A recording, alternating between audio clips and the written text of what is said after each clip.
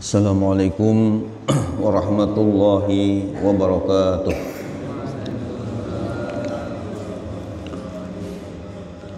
Kita awali dengan sholawat dulu. Allahumma shalli wa sallim ala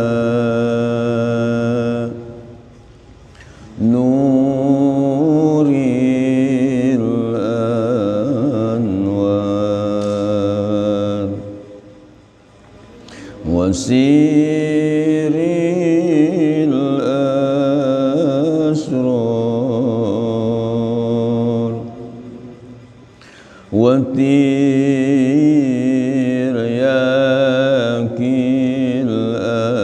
aghyar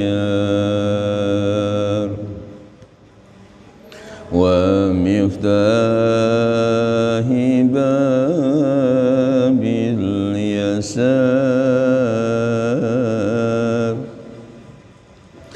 Sayyidina wa maulana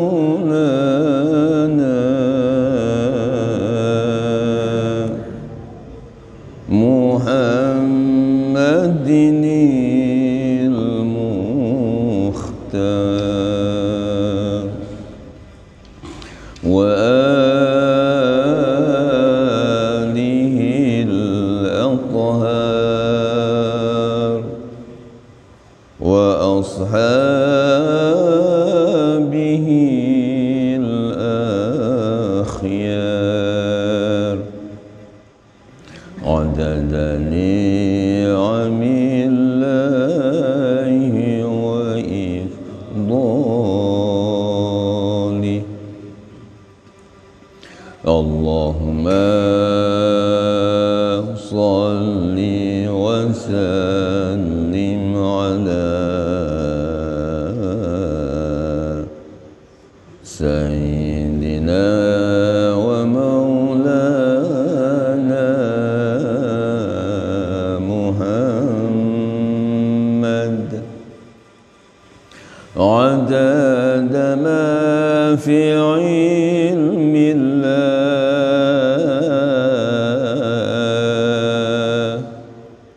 salatan daimatan bidawami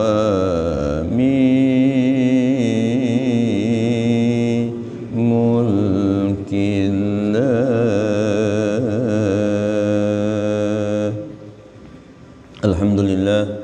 Alhamdulillahilladzi anzalal Qur'an hudal linnas wa bayyinatin minal huda wal furqan.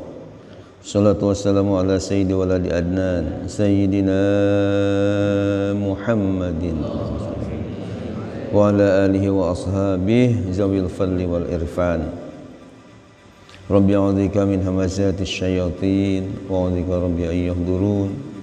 Subhanaka la ilma lana illa ma 'allamtana innaka antal alimul hakim. Rabbi shrah li sadri wa yassir li amri wahlul 'uqdatam min lisani yafqahu qawli rabbi yassir wa la tu'sir ya karim amma ba'd. Yang sama kita hormati Ketua DKM Masjid Jami Baitur Rahman Ahyal Fadil Ustaz Dr. Andes Saifuddin MPD Fidhullah, juga Dr. Haji Kamaluddin MA dan Babas Basyari MPD, Bapak Hayat, dan alhamdulillah juga pada hari ini kita kedatangan tamu-tamu yang mulia dari DMI, ya, Dewan Masjid Indonesia Kota Depok.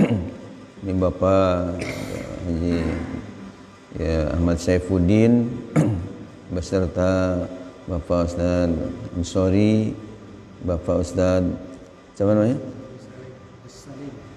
Agus Salim, dan satu lagi Bapak Ustaz Firmansyah. Alhamdulillah bisa hadir untuk mengikuti pengajian kita, dan mungkin nanti setelah materi kita kaji ini kita beri waktu sekitar ya 10 menitan lah untuk menyampaikan program-program dari DMI. Bahkan belum lama ini saya dari MUI Kota Depok sekaligus juga diberi amanah sebagai ya dewan penasehat mustasyar di DMI Kota Depok telah membuka atau launching ya, kita memberikan sambutan yang bertempat di Masjid Al-Ikhlas Jalan Kartini Depok. Nah, mudah-mudahan nanti Bapak Ustaz Saifuddin ini ya memberikan mungkin gambaran kaitan dengan DMI Mat atau ada kaitan dengan masalah ya ekonomi umat lah, dalam masalah menuntaskan atau mengentaskan bagaimana supaya umat Islam ini jangan sampai terpuruk dalam masalah ya ekonomi. Sudah politiknya terpuruk, ekonominya juga terpuruk. Nah, bagaimana supaya nanti bangkit lagi, insyaallah dipelopori ya oleh DMI ini, kita dukung semua. Insyaallah kita kasih waktu nanti setelah materi kita kaji. Sebelumnya kita baca umul kitab suratul Fatihah, mudah-mudahan barokah. Al-Fatihah ini walaupun ngaji kita enggak terlalu lama, tapi mudah-mudahan penuh keberkahan dari Allah Subhanahu wa taala. Dapat meningkatkan iman dan takwa kita kepada Allah Subhanahu wa taala. Lebih cinta lagi pada agama Islam kita. Amin ya Allah ya rabbal alamin. Kemudian yang kurang sehat kita doakan, mungkin ada yang di rumah atau di rumah sakit, kita doakan seluruh umat Islam yang dalam keadaan kurang sehat, mudah-mudahan Allah angkat segala penyakit ya, sembuhkan kembali dari segala penyakitnya ya Allah.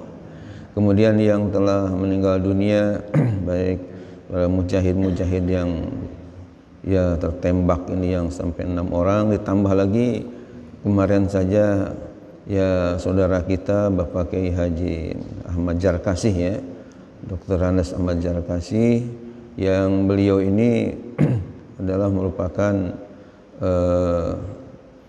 pengasuh atau ya pengasuh pesantren ya, kepala pesantren di Al-Hamidiyah ya, rupanya meninggal dunia gara-gara katanya COVID-nya ya. Kita ya doakan mudah-mudahan beliau min ahlil khair, min ahlil jannah, amin ya Allah ya rabbal. Kemudian yang sedang usaha, Allah mudahkan segala usahanya. Yang sedang belajar, putra-putri kita, cucu-cucu kita, santri-santri kita, jamaah kita, mudah-mudahan sukses belajarnya. Yang sedang punya utang, mudah-mudahan biar kebayar utangnya, dan buat jodohnya Allah berikan jodoh salih atau salihah. Kemudian yang sedang berjuang jalan Allah untuk masjidnya, untuk musholanya, untuk sekolahnya, madrasahnya dan pondok pesantrennya, mudah-mudahan dimudahkan perjuangannya oleh Allah. Semua yang berinfak, berjariah, berwakaf, mudah-mudahan dibalas yang berlipat ganda oleh Allah. Termasuk yang para wakaf untuk Masjid Baitur Rahman ini, mudah-mudahan diberikan balasan yang berlipat ganda oleh Allah Subhanahu wa taala. Dan COVID-19 ini mudah-mudahan segera disirnakan oleh Allah bi barakati ummil Quran. Al-Fatihah. A'udzubillahi minasyaitonir rajim. Bismillahirrahmanirrahim. Alhamdulillahirabbil alamin. Arrahmanirrahim. Maliki yaumiddin. Iyyaka na'budu wa iyyaka nasta'in. Ihdinas siratal mustaqim. Siratal ladzina an'amta 'alaihim ghairil maghdubi 'alaihim waladdallin. Amin ya Allah ya rabbal alamin. Hadirin hadirat yang dimuliakan Allah, dan sebagai mungkin informasi kepada para asatiz dari DMI yang bergabung pada hari ini, bahwa metode dalam pengajian tafsir Al-Quran ya di Masjid Baitur Rahman ini sudah berjalan cukup lama, dari tahun 2014, jadi sekarang udah 2021 ya. Metodenya kita baca dulu ayat-ayat yang akan kita bacakan tafsirnya. Setelah dibaca ayatnya dan saya bimbing bacaannya, diikuti oleh jamaah, kemudian baru kita terjemahkan. Setelah terjemahkan, kita berikan uraian, berikan penjelasan, dan setelah itu mungkin kita simpulkan dan biasanya kita diskusikan atau buka forum tanya jawab untuk lebih memahami. Barangkali dari uraian-uraian tadi ada yang kurang jelas, kurang dipahami, bisa dengan adanya forum tanya jawab itu menjadi lebih tercerahkan. Oleh karena itu mari kita baca dulu. Sekarang urutannya adalah surah Al-Anfal, ayatnya ayat 67 ya, mulai ayat 67. Maka nalin nabi,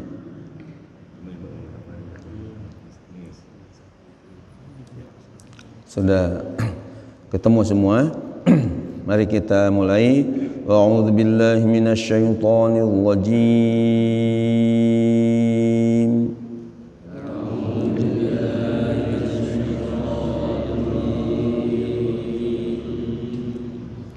Bismillahirrahmanirrahim.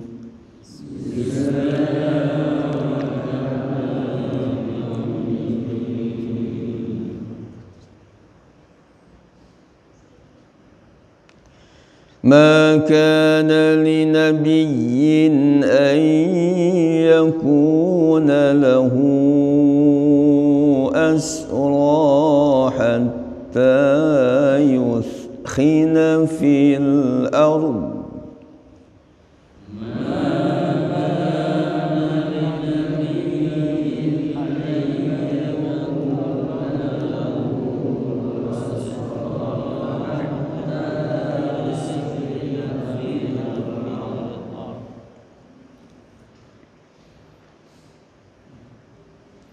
تريدون عرض الدنيا والله يريد الآخرة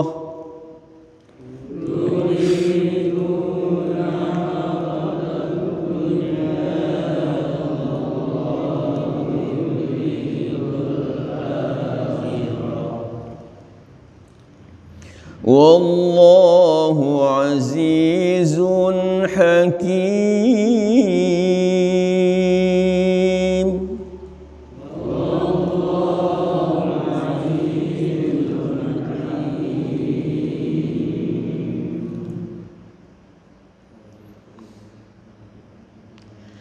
لولا كتاب من الله سبق لمسكم فيما أخذتم عذاب عظيم.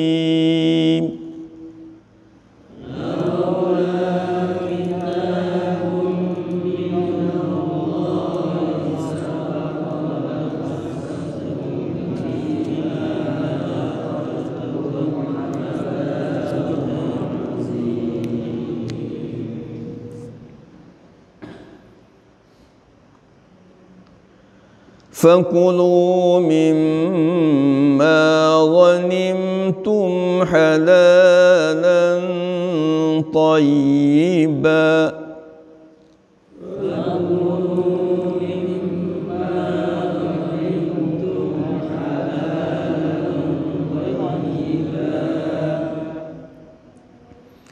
واتقوا الله إن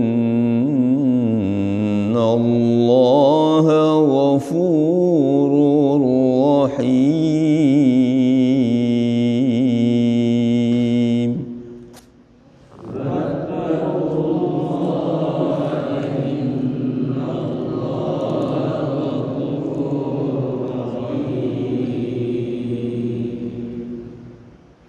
صدق الله العظيم.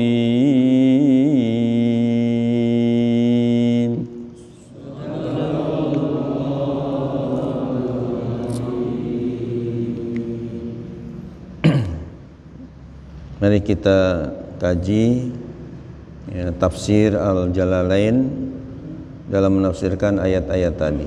A'udzubillahi minasyaitonir rajim. Bismillahirrahmanirrahim. wa nazzala, dan Allah telah menurunkan. Ya, jadi sebelum maka nali nabiyyin ini ada penjelasan dulu. Wa nazzala, dan Allah telah menurunkan ayat lamma akhadul fida'a, tatkala mereka kaum mukminin mengambil tebusan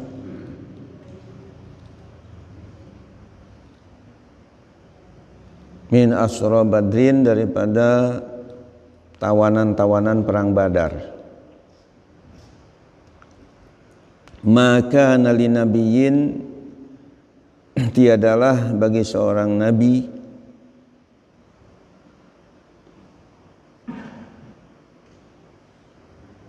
antakuna,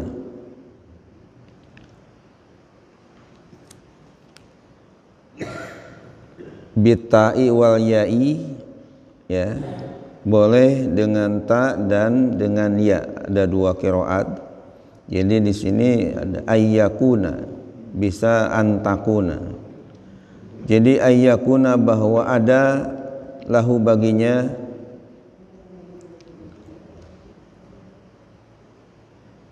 asra, para tawanan perang, hatta yuskhina fil ardi, sehingga ia dapat melumpuhkan musuh fil ardi, di bumi.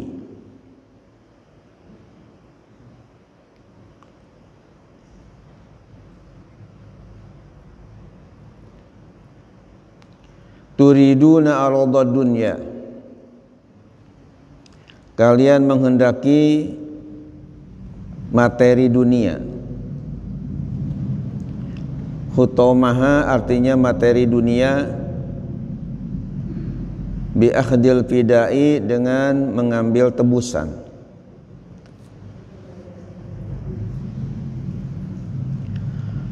Wallahu, sedangkan Allah yuridu, menghendaki, lakum, bagi kalian,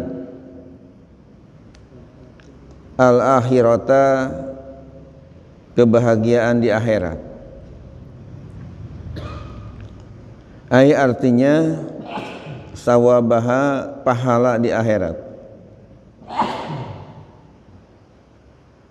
Biqatlihim, dengan membunuh mereka, orang-orang kafir.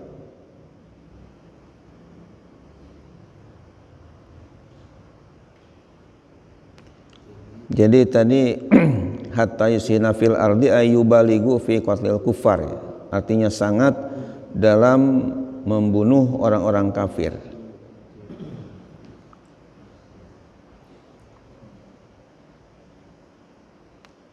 Kemudian wallahu, dan Allah azizun, maha gagah perkasa, hakimun, maha bijaksana.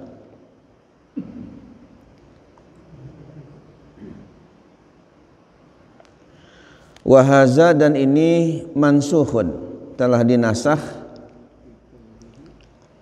biqouli, dengan firman Allah, fa imma mannan ba'du wa imma fida'a,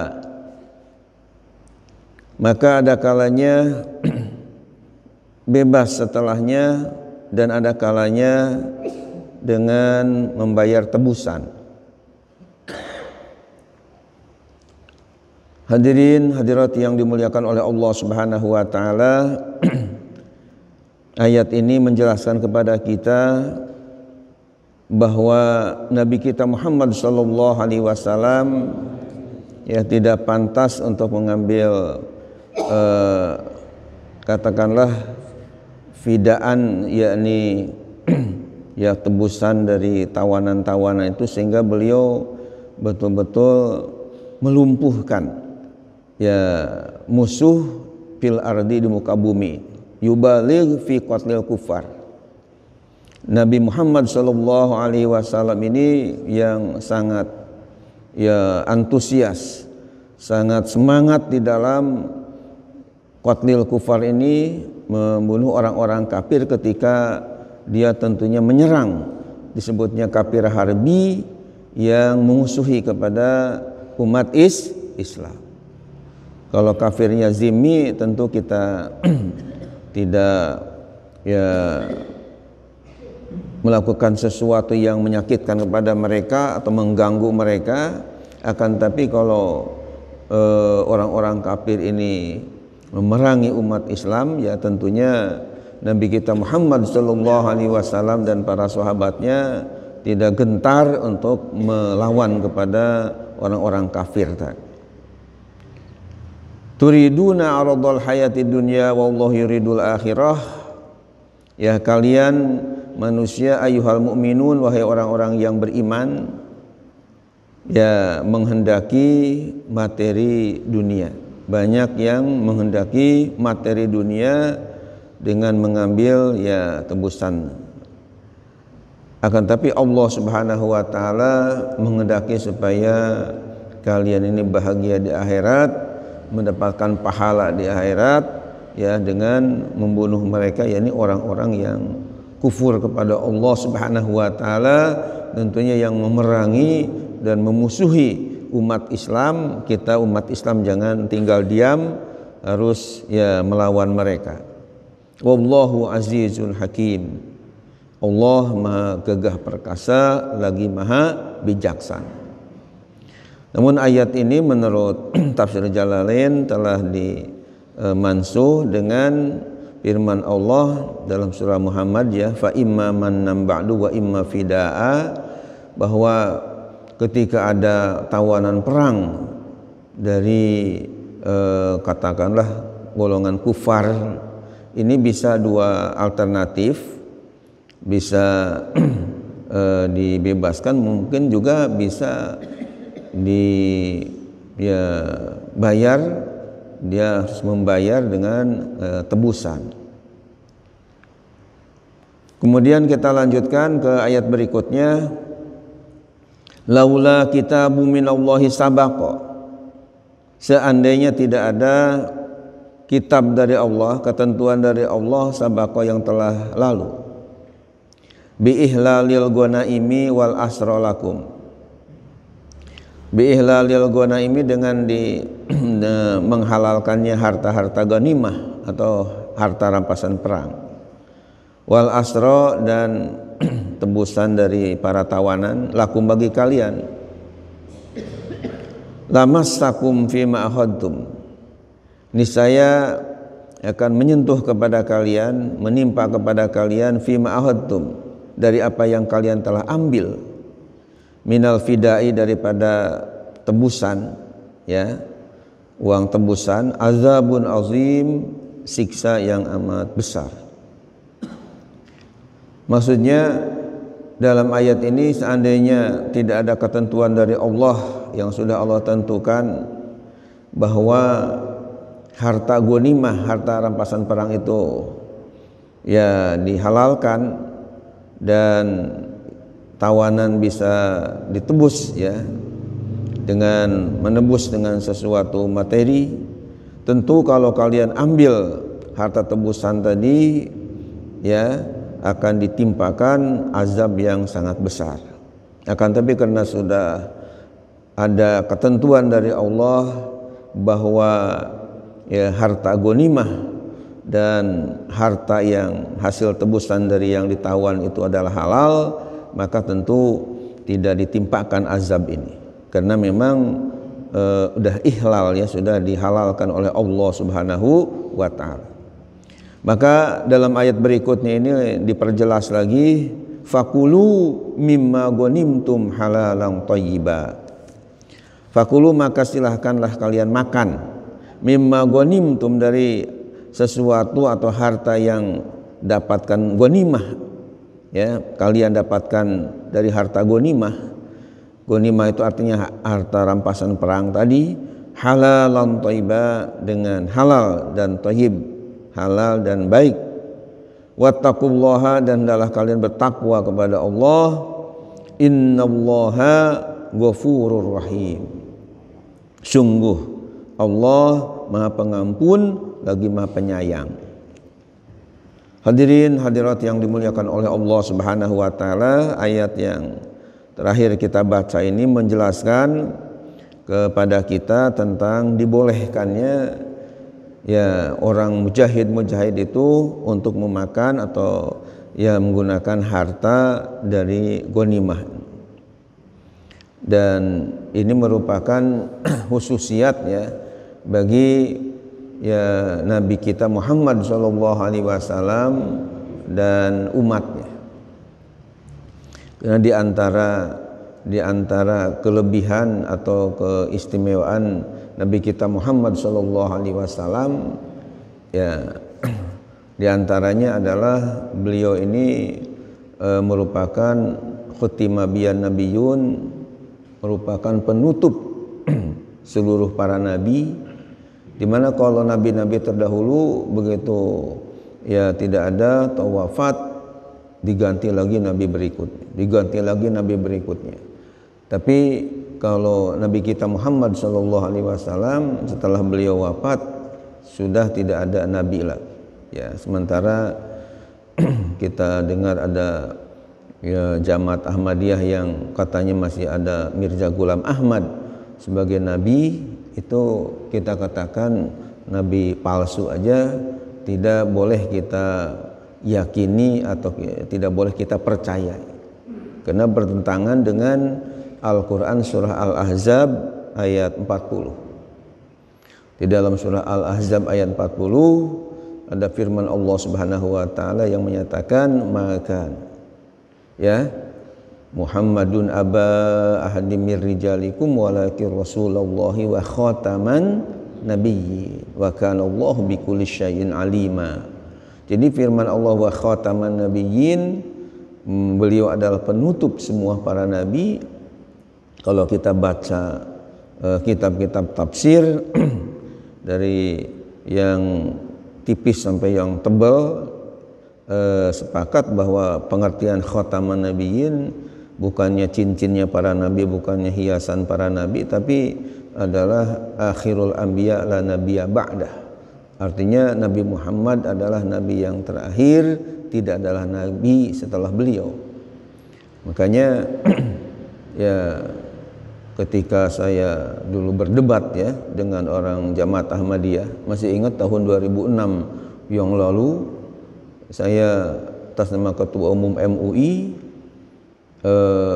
berdebat dengan pimpinan Jamaat Ahmadiyah di Depok, difasilitasi oleh Pemda dan Kemenag, tempatnya di aula Kementerian Agama.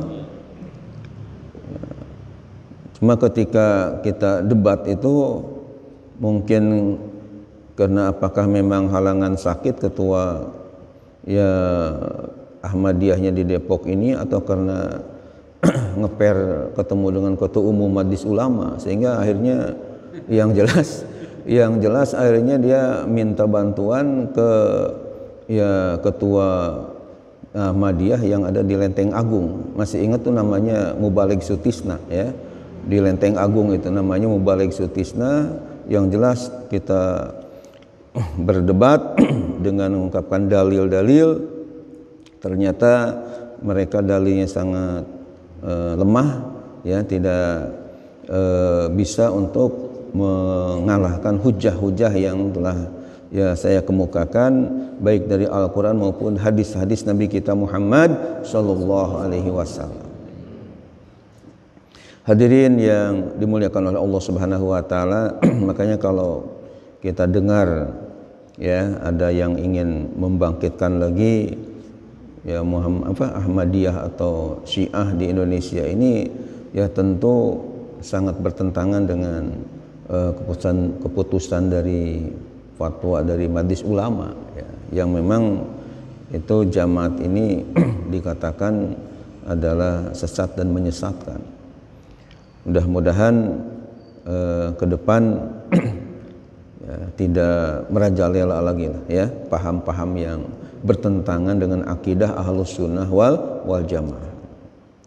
Nah, kemudian kelebihan Nabi kita Muhammad SAW itu juga adalah dihalalkannya ghanimah. Jadi kalau umat-umat atau nabi-nabi terdahulu katanya harta ghanimah, rampasan perang itu harus dibakar, tidak dihalalkan untuk dimanfaatkan atau dimakan dan sebagainya. Tapi kalau syariat Nabi kita Muhammad sallallahu alaihi wasallam dengan fakulu mimma ghanimtum halalan thayyiba, berarti jelas sekali harta ghanimah rampasan perang itu hukumnya halal dan thayyib ya. Kemudian Allah peringatkan wattaqullah innallaha ghafurur rahim. Bertakwalah kepada Allah, bertakwalah kepada Allah, sungguh Allah Ta'ala itu yang maha ghafur, maha pengampun lagi maha penyayang. Hadirin hadirat yang dimuliakan oleh Allah Subhanahu wa taala, demikian materi kajian tafsir kita pada subuh kali ini. Insyaallah kita nanti akan melanjutkan Jumat yang akan datang ayat ke-70-nya. Ya ayuhan nabiyyu. Kemudian ya karena tadi kita sudah kemukakan, kita kasih waktu kepada ya tamu kita dari DMI, mungkin ada hal yang perlu diinformasikan ya. Tapi kalau ada waktu setelah beliau tanya jawab yang bisa dikemukakan. Oleh karena itu pada siapa ini Bapak Saifuddin ya, kami persilahkan untuk mungkin memberikan gambaran khususnya kaitan dengan ya yang baru di launching kemarin ini. Mungkin ke depan aja sini.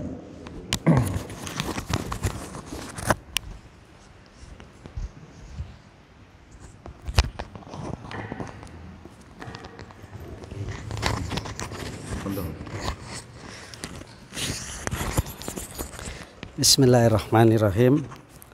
Assalamualaikum warahmatullahi wabarakatuh.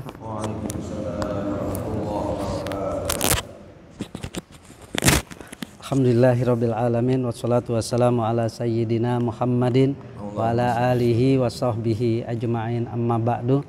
Yang sama kita hormati, kita muliakan guru kita bersama. Enggak ada suaranya ya? Suaranya enggak. Guru kita bersama Kiai Haji ya. Oh, udah pegangnya. Iya. Dideketin. Guru kita bersama Dr. Kiai Haji Ahmad Dimyati Badruzzaman MA. Beliau mudah-mudahan sehat walafiat, panjang umur dan selalu bisa membimbing kita dalam kajian ini. Dan juga yang sama kita hormati Ketua DKM, para alim ulama, para kiai, para asatiz dan jamaah yang maaf tidak bisa kami sebutkan namanya satu-satu. Mudah-mudahan kita semua dapat rahmat dari Allah Subhanahu wa taala. Tidak lupa salawat dan salam kita sampaikan kepada junjungan kita Nabi besar Muhammad Rasulullah sallallahu alaihi wasallam serta keluarganya, sahabatnya dan pengikut-pengikutnya termasuk kita semuanya.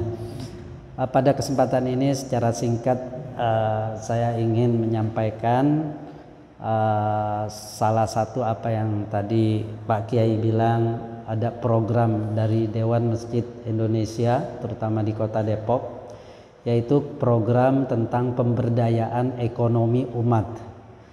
Pemberdayaan ekonomi umat ini memang saat sekarang ini pada masa pandemi Covid Corona, semua pengusaha muslim itu terpuruk ekonominya dan turun drastis semua usahanya.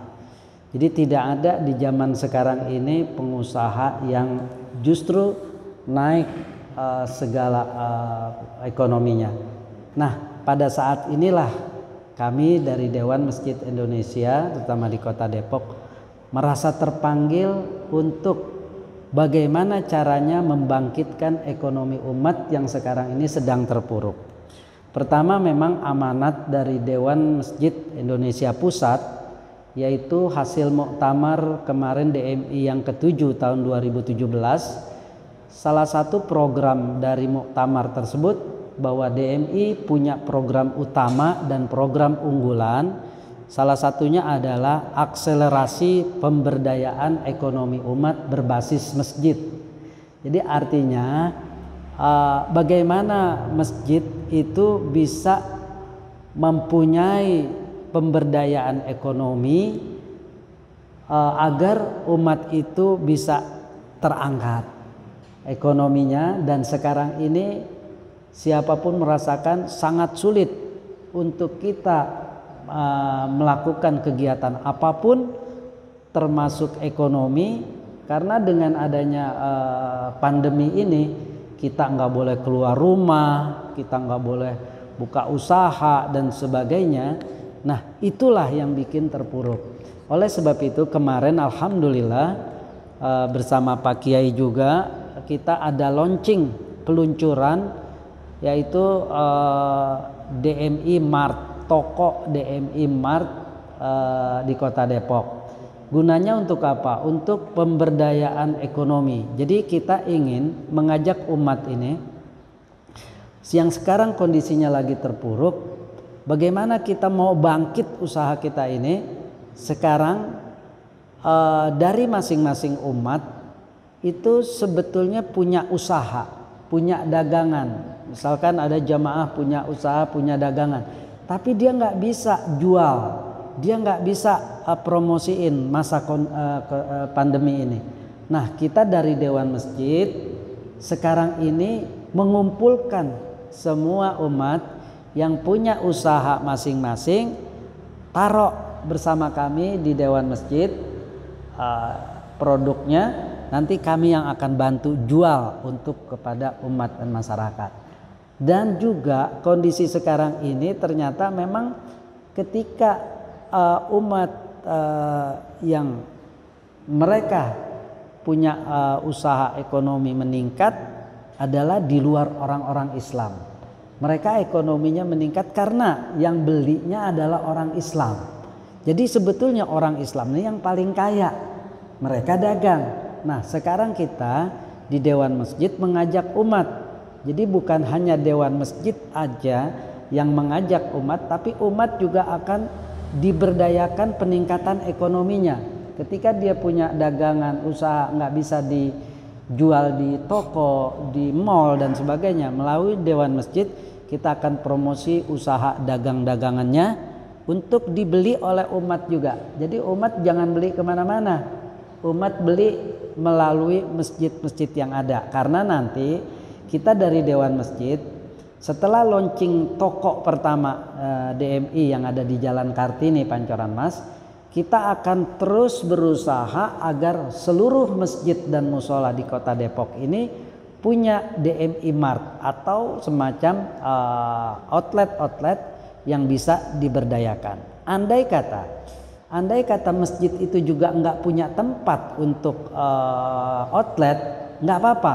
Jadi kita sistemnya juga online, bisa online. Jadi melalui masjid itu ketika ada umat ingin beli sembako, beli segala macam, melalui masjid insya Allah akan diantar barangnya. Nah, itu yang sedang dijalankan oleh Dewan Masjid Indonesia Kota Depok, yang kemarin baru launching tanggal 2 Januari 2021 ini. Berarti ini sekarang tanggal 7 ya. Berarti 8. Berarti baru 6 hari. Nah, mohon doa Pak Kiai dan seluruh jamaah, para asatiz, para ulama agar pemberdayaan kebangkitan ekonomi umat ini benar-benar bisa terangkat di dalam masa kondisi pandemi ini, yang secara logika bahwa tidak mungkin umat itu ekonominya akan terangkat karena masa ini. Tapi kita yakin kepada Allah, kalau kita mau berusaha, kata Allah, a'udzubillahi minasyaitonirrajim, bismillahirrahmanirrahim, walladzina jahadu fina lanahdiyannahum subulana. Kalau kita mau berusaha semaksimal mungkin untuk membangkitkan ekonomi, walaupun kita akan dihancurkan ekonomi kita, kalau Allah udah angkat tidak akan bisa orang siapapun yang menghalanginya. Nah, ini keyakinan kita dengan agama kita, bahwa Allah lah yang akan menolong kita dan Allah yang akan menjadikan kita bisa bahagia dunia akhirat. Itu Pak Kiai yang dapat kami sampaikan pada kesempatan ini. Sekali lagi mohon maaf dan juga mohon dukungan dan doanya agar kebangkitan ekonomi dari masjid-masjid ini kepada umat benar-benar bisa diberdayakan. Itu yang dapat kami berikan sambutan pada kesempatan ini. Sekali lagi mohon maaf, wabillahi taufik wal hidayah. Wassalamualaikum warahmatullahi wabarakatuh. Waalaikumsalam warahmatullahi wabarakatuh.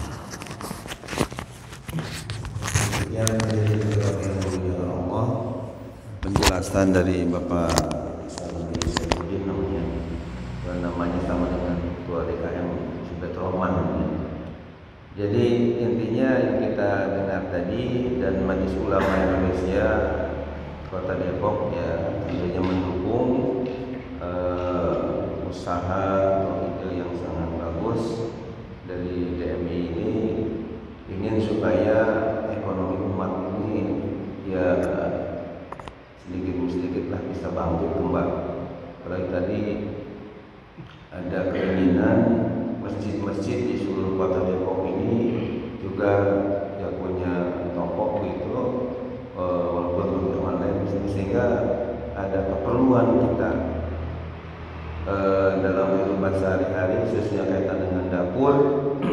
Jadi kita tidak belanja kepada non muslim, akan tetapi bagaimana supaya kita membangkitkan ekonomi umat Islam, belanja dari umat Islam itu sendiri, dan dipelopori oleh DKM masjid-masjid atau musola-musola yang ada di Kota Depok. Mudah-mudahan ya usaha ini tentunya dengan penuh kesabaran dan kegigihan dari para pengurus DMI ini bisa berjalan dengan lancar dan sukses. Amin ya Allah ya Rabbal. Sebelum diakhiri dengan doa, barangkali ada yang mau ditanyakan, ya apakah nyambut masalah tafsir tadi atau masalah kaitan dengan DMI iman ini, dipersilahkan. Dan Mas Doro, silakan ditanyakan. Assalamualaikum warahmatullahi wabarakatuh. Waalaikumsalam warahmatullahi wabarakatuh. Sebelum bertanya, berarti menyambut baik adanya kita itu DMI Jumat. Dulu kan ada umat Islam 212 ya. Ya. Belum jalan juga, supaya jangan kalau orang buat kucing. Ya. Dia sudah dibentuk kicingnya. Baik. Ya. Saya sendiri melihat cemburu hati ya. Orang bedahan itu di material. Tolong didengarkan. Terus. Bedahan nggak punya material. Material. Cina mulu. Yang punya material siapa? Orang Cina. Cina. Kemudian Alfamart, Indomaret. Tuh. Umat Islam duitnya dikasih dia mulu. Nah itu saya menyambut baik ya, sekali jangan sampai kucing aja bilangnya udah dibentuk ya. Ya gitu hubungan. Kemudian pertanyaannya yang pertama, setelah menyimak video YouTube Pak Kiai masalah wasol dalam berfatihah. Iya.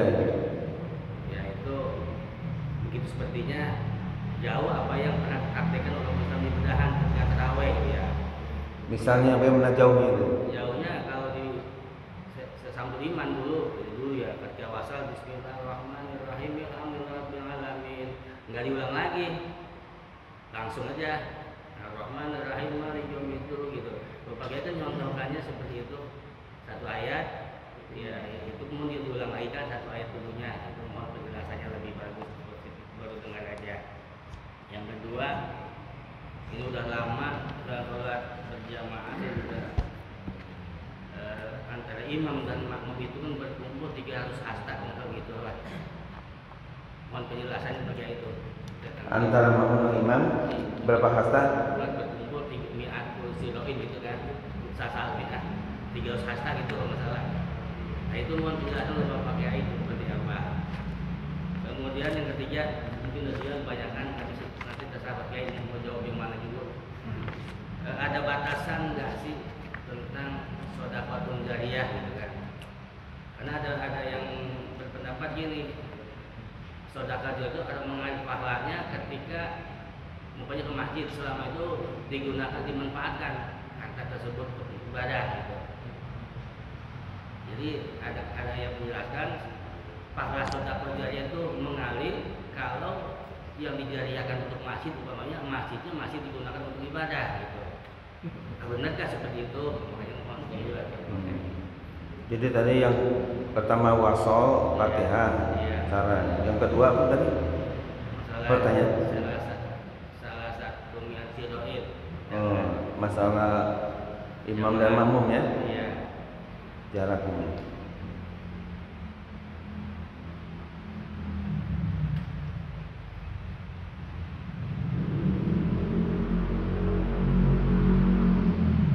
Yang ketiga masalah penggunaan wakaf ya? Batasan pahala sedekah jariyah.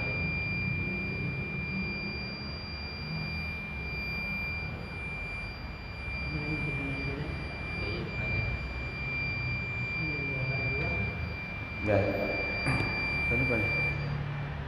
Bismillahirrahmanirrahim. Hadirin hadirat yang dimuliakan oleh Allah Subhanahu wa taala.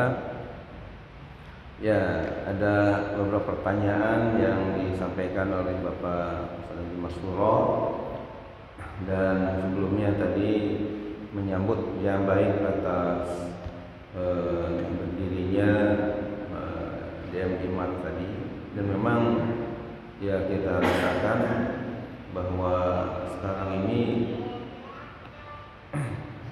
ekonomi ini ya dikuasai oleh ya orang-orang dari luar Cina. Bahkan saya ketika masuk ke sebuah toko ya, waktu itu mau ada keperluan mau beli ya sampul dari HP gitu, di daerah Cinangka sana dekat III bis ngajar itu. Kita melihat di sana ya, yang jadi bos itu memang dari ya orang Cina ini, sementara dari kita orang Indonesia ini menjadi ya, kacung, menjadi pelayan. Sehingga dalam hati saya ketika kita mau belanja di situ disuruh-suruh itu ya, jadi berarti orang kita Indonesia ini justru ya bukan katakanlah yang mengatur-atur, tapi justru diatur-atur oleh ya mereka. Jadi kelihatan begitu ya rendahnya ya.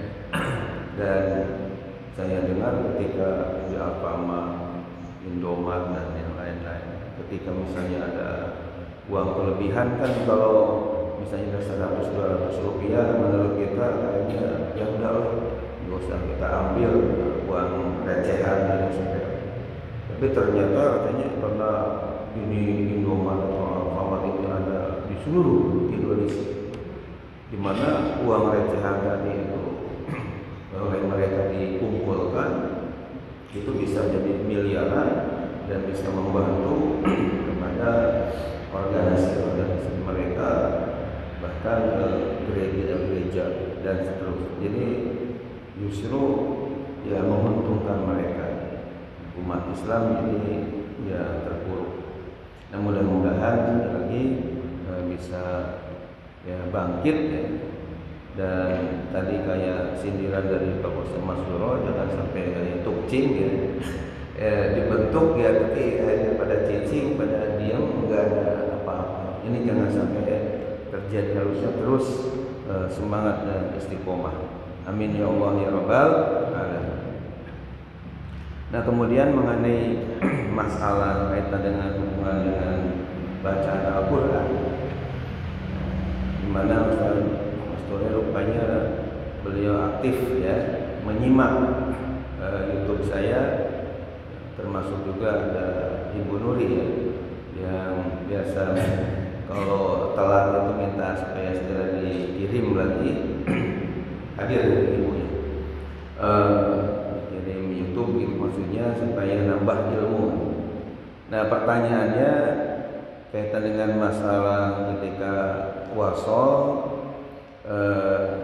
ada ada katanya perbedaan dengan apa yang diketahui oleh Bapak Ustaz Masyur. Nah, penjelasannya bagaimana?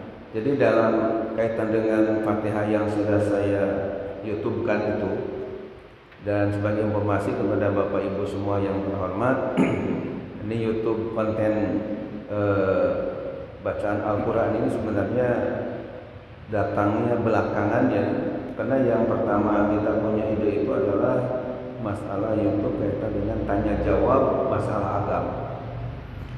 Mungkin sedikit dikemukakan kronologisnya supaya paham. Jadi sebenarnya ketika bulan Agustus yang lalu 2020 ya, bulan Agustus yang lalu itu kena ya masa pandemi ini, banyak orang yang belajar di rumah, majlis ta'lim di masjid juga masih belum ada buka.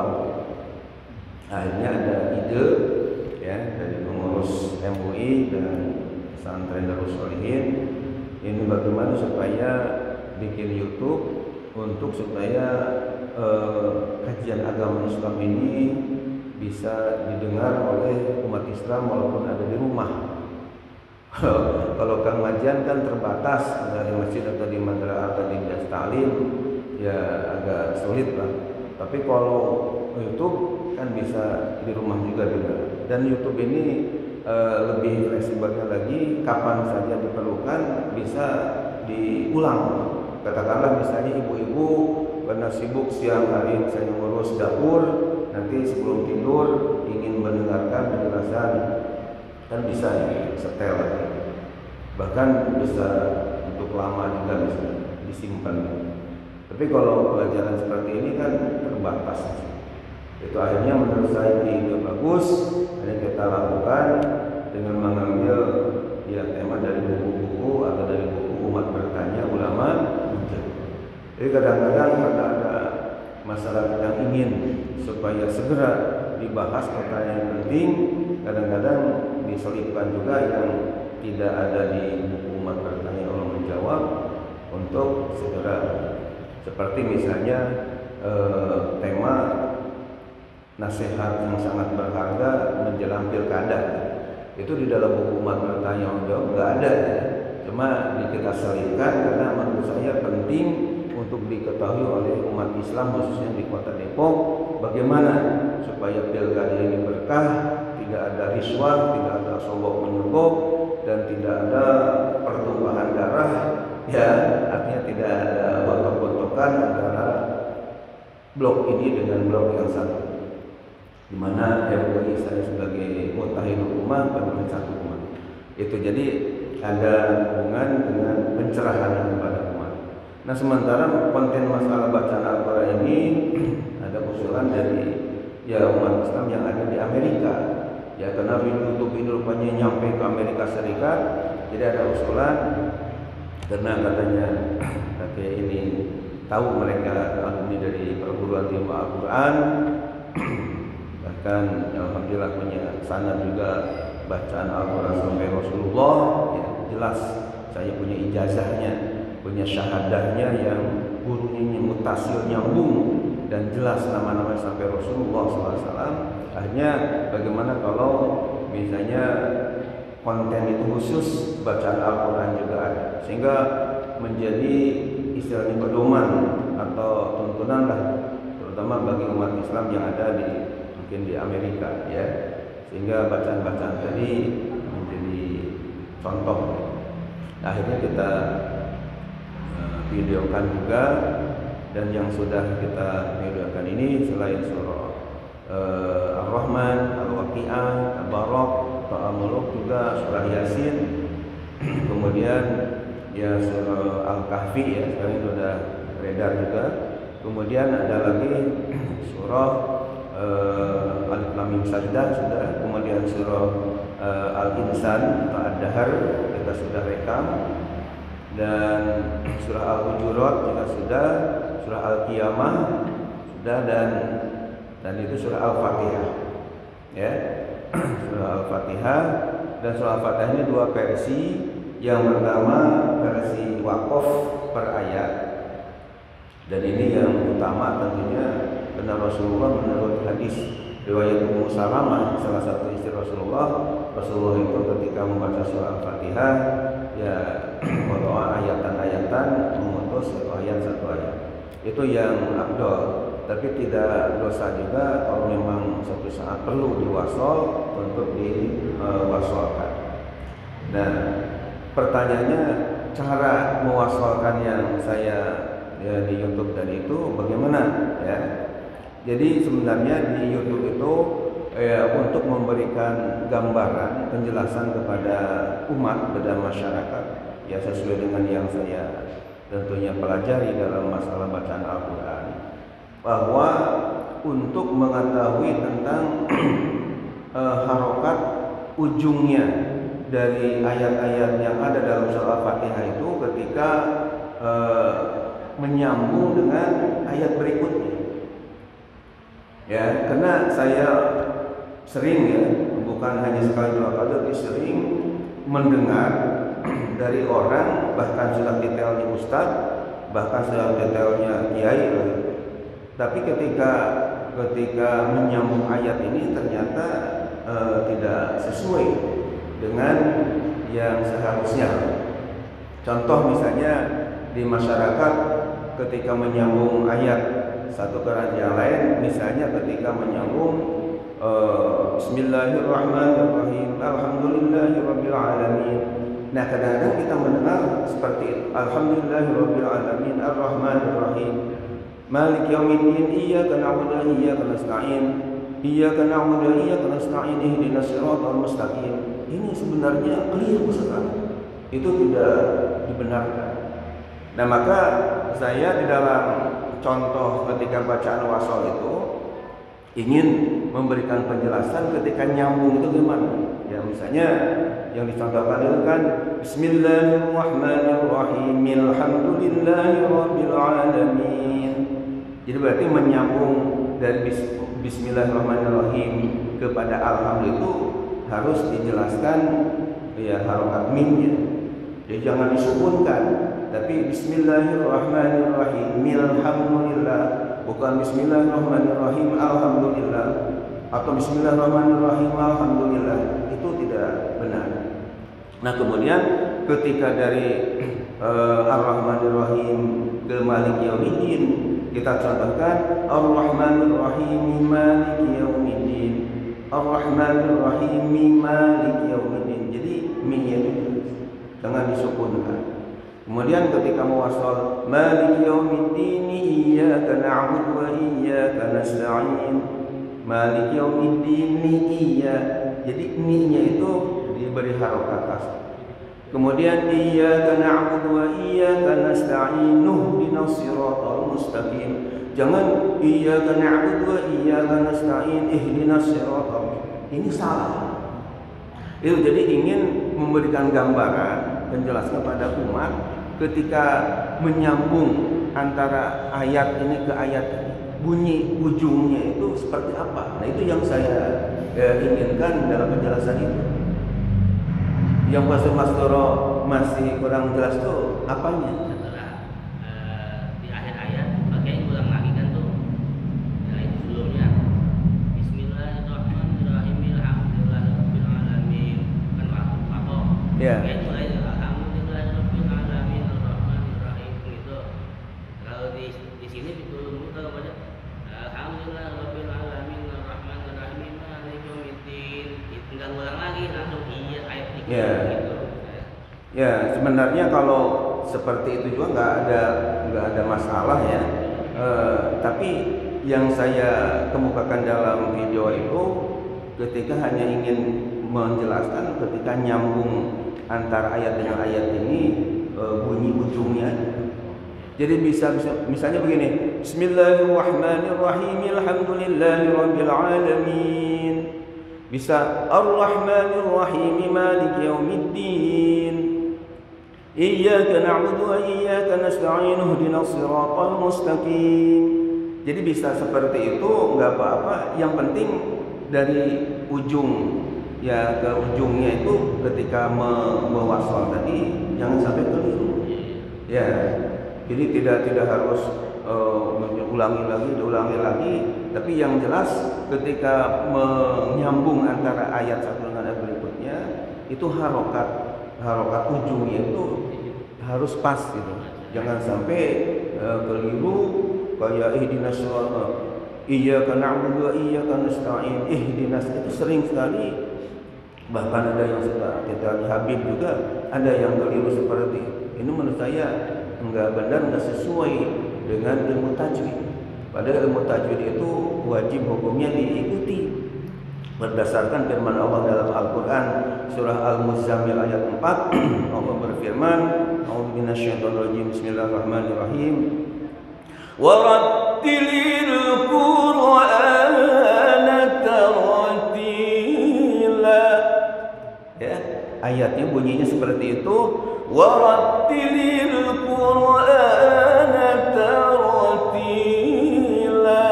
warattilil Qur'ana tartila, dan dalam kamu membaca Al-Quran dengan setartil-tartilnya baca.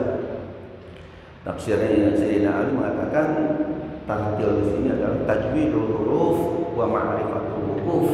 Jadi betul-betul mentajwidkan huruf-hurufnya dan tahu di mana harus berhenti.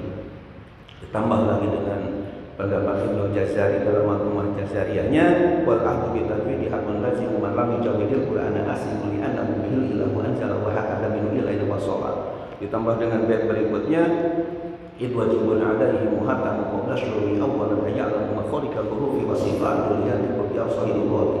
Itu semuanya menunjukkan bahwa ilmu tajwid penting dan wajib bagi umat Islam untuk mempraktekkan bahkan makhraj hurufnya dan sifat-sifat huruf. Itu kaitan dengan masalah bacaan ya wasol tadi. Kemudian masalah kaitan dengan imam dan makmum, artinya batasan bolehnya istilahnya bermakmum kepada berimam, ya bermakmum kepada seorang imam ini jaraknya harus bagaimana, itu ada di Kifayatul Ahyar ya, kita temukan memang tidak boleh istilahnya terlalu jauh gitu. Baru namanya makmum bagi imam, kecuali kalau memang nyambung. Walaupun misalnya kayak di Masjidil Haram kan imamnya jauh, tapi ininya safnya itu masih nyambung, tidak apa-apa. Tapi kalau yang nggak boleh itu misalnya imam sendirian di sana, kita makmumnya sendirian juga di sini. Nah itu ya ada kaitan dengan jarak yang sudah ditentukan. Artinya 3 sastra itu tapi ada sambung-sambungan gitu sama makmum yang lain. Kalau ada sambungan makmum lain tidak dihitung misalnya 300 sastra ini. Jadi yang tidak dibenarkan itu ya itu jadi imam misalnya mencil di sana, ya kita makmumnya di sini. Nah itu yang jadi masalah. Ya kan itu maksudnya kan ini belum 3 sastra tadi ya itu. Ya. Di sini hitungannya belum 3 sastra belum. Itu kan Ya kalau misalnya belum itu berarti masih bisa dikatakan sah. Tapi kalau yang sudah yang melebihi itu yang dikatakan tidak sah. Ini hitungan saya 3 sastra itu kalau 1 sastra 45 cm, 1 sastra itu udah hitungan saya udah 100 meter gitu, jauh banget itu tadi makmum gitu. Ya, jadi 300 hasta itu adalah ukuran antara ujung jari dengan siku. Iya. Jadi berarti bisa dikatakan ini setengah meter ini, ya. Iya. Nah berarti jaraknya itu 150 meter lah. Ya itu ya. Nah jadi jangan sampai antara imam dengan makmum ini melebihi 150 meter. Iya. Kalau misalnya masih ada 150 meter ke sini mendekat kepada imam, itu masih sah makmumnya. Tapi kalau misalnya ya, lebih dari 150 meter ke bawah, artinya lebih jauh, nah ini tidak sah makmumnya. Ini artinya bukan yang bersambung-sambung dengan sholat, artinya imam satu sini, makmum bapak kiai jadi masalah gitu kan maksudnya. Ya, jadi itu jaraknya tadi itu 150 meter atau kurang. Iya itu ya. Ya kalau misalnya lebih dari 150 meter, dia dengan imam berjauhan dan tidak ada saf di depannya, itu berarti enggak sah kalau lebih dari 150 meter. Tapi kalau kurang dari 150 meter walaupun agak jauh itu masih dipandang sah. Iya, maksudnya kan imam di sini jalan paling 50 meter kan tuh. Ya. Dengan Pak Kiai depan jadi imam, saya imam dan nggak jadi masalah kan? Nggak jadi masalah. Gitu kan. Ya, yang penting jangan sampai melebihi 150 meter jaraknya. Iya. Baik, yang terakhir sekali adalah masalah wakaf ya.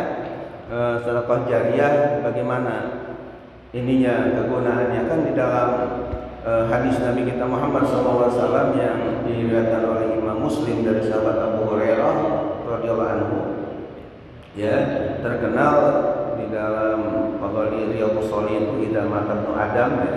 Tapi di dalam Sahih Muslimnya saya teliti digunakan kata-kata idza matal insan inqata amaluhu illa min salas. Manusia itu apabila sudah meninggal dunia maka putuslah amal kebaikan kecuali yang 3. Sedekatin jariyatin aw ilmin yuntafa'u bihi aw waladin sholihin yad'u lahu. Sedekah jariyah, kemudian ilmu yang dimanfaatkan dan anak soleh yang mendoakan. Dan jadi pertanyaan adalah sedekah jariyahnya. Sedekah jariyah ini sedekah yang mengalir dan di dalam kitab yang kita baca adalah maksud dengan wakaf ini ya, pahala terus mengalir. Nah kemudian pertanyaannya, apakah jariyah ini akan terus menerus mengalirnya atau selama digunakan? Di dalam kitab yang saya baca ya, Tanbihul Ghafilin ini, bahwa itu manfaat dari sedekah jariyah kita akan mengalir pahalanya memang selama sedekah jariyah itu masih berfungsi digunakan, dimanfaatkan. Itu pun sudah dia hancur, ya sudah tidak ada, ya tidak mengalir lagi pahala. Itu ada ya, keterangannya mengenai masalah sedekah jariyah. Kayak gini Pak Kiai, sekarang ada berlomba-lomba bangun masjid. Ya. Dia beramal jari buat masjid, dia masih hidup, udah dibongkar masjid diganti lagi kayak gitu. Jadi belum sampai mengalir pahala di kuburan, dia udah habis tuh bangunannya. Dia renov lagi gitu. Ya, mungkin itu ketika niat dari awalnya kan sudah untuk masjid itu tetap dapat pahala di situ. Iya, tapi kalau ingin jariyahnya terus mengalir, ya harusnya terus dimanfaatin apa yang menjadi.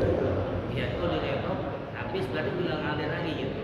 Ya kalau hancur enggak ada, artinya enggak berguna lagi. Tapi kalau misalnya kayak batu, kayak semen di situ nempel terus itu ya berarti kan manfaat. Tapi kalau yang sudah dihancurkan ya sampai di situ aja, tapi niat dari awal sudah dicatat oleh Allah Subhanahu wa taala. Baik Bapak Ibu yang dirahmati oleh Allah Subhanahu wa taala, karena sudah siang, insyaallah Jumat yang akan datang kita bisa bertemu kembali dan ada masalah-masalah keagamaan bisa dicatat dan ditanyakan. Insyaallah mudah-mudahan bermanfaat. Terima kasih atas perhatian dan mohon maaf atas segala kehilapan dan kekurangan. Kita akhiri dengan doa Allahumma arhamni bil Qur'an.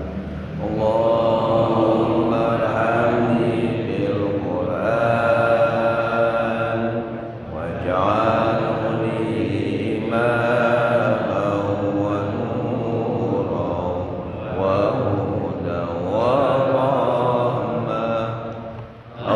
Allahumma dzakirni minhu ma nasitu wa'allimni minhu ma jahiltu warzuqni tilawatahu